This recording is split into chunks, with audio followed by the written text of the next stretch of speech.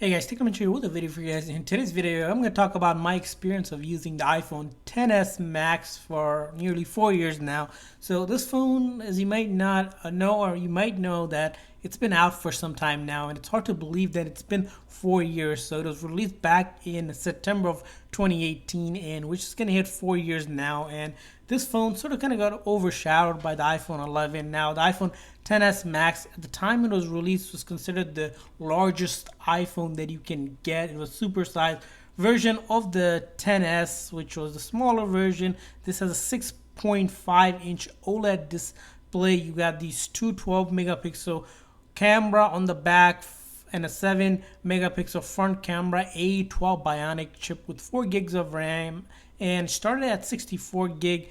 And the other thing on this phone is the battery size. It's a decent sized battery, 3179 mAh battery, and right now the latest version you can run on this phone is iOS 15, and we hear that it's going to get iOS 16 next month when iPhone 14 is released. So using this phone for 4 years, how its experience has been, well, the experience, to be honest, with this one has been phenomenal. I haven't seen any other issues with this phone in terms of performance. So performance wise, it's been great in terms of doing basic things from like social media stuff for your entertainment purposes, even doing work, browsing, making calls. I haven't really experienced any issues. Again, the battery, like we mentioned, was decent size on this phone, so it lasted pretty well. The audio quality, again, it's great on this device. Video playback, again, all of that again, it's been great. And the thing about this one, because it's a larger screen, when it comes to gaming, it's much more fun than a smaller phone because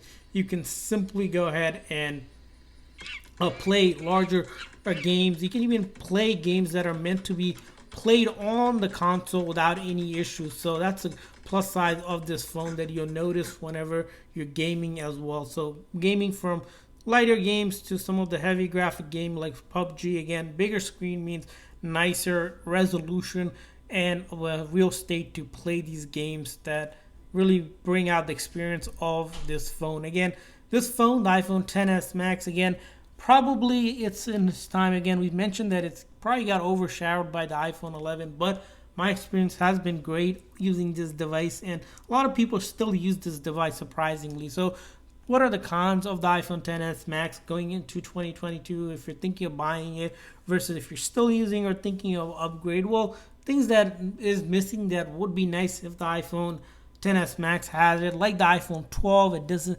have 5G. So 5G would definitely be nice because it's starting to become somewhat mainstream with carriers. So we would definitely have gotten a lot of out of this phone if it had 5G. The other thing I don't like about this device is that the small storage capacity that you get. So by default, if you're paying for the base price when it first came out, you only had like the 64 gig. This one's a 256 gig, but if you wanted more storage, like 512 gig, it would definitely be nice if there was the 512 gig version, but unfortunately we don't have that. And the other thing about this phone, probably again, Face ID is good, but sometimes I feel that Face ID isn't as quick as some of the newer phones that we've seen. Then that's partly could be because it has a 12 bionic chip, but nonetheless, you may not really notice if you have been using this device because it still does that pretty well, and we've seen that across